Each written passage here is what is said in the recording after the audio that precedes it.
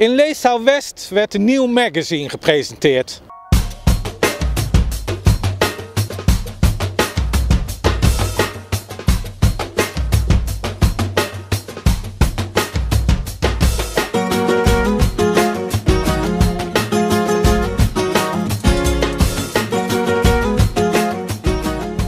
Mijn naam is Edwin Tekelenburg, ik ben docent in opleiding Nederlands en schrijver.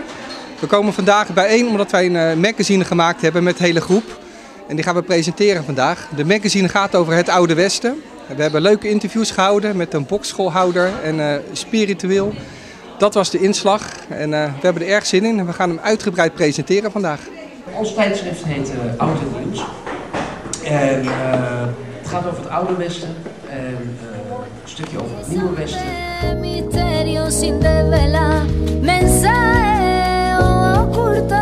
Que nadie sabe descifrar. Fuente de pensamiento, fábrica de emociones.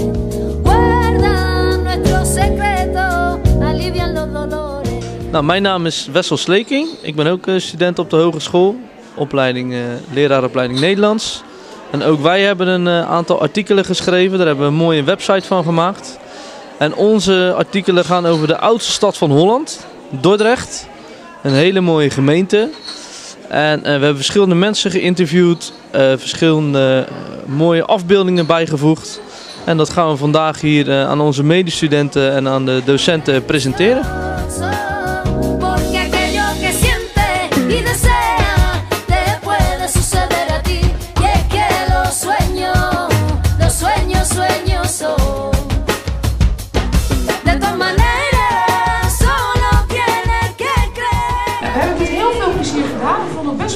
Je moet opeens gaan samenwerken en de eerste reactie was in de zaal, herinner ik me ook nog goed, van iemand: ja, ik heb echt helemaal geen zin om samen te werken. Nou, dat dacht ik niet, maar ik dacht, oh, nou, hoe gaat dat? Maar we hebben echt heel prettig samengewerkt. We zijn ook echt trots op ons resultaat. Dat is dus gelukt, hè? Dus dat hoorde ik net. Ja, we zijn er heel trots op. En bij deze, het einde.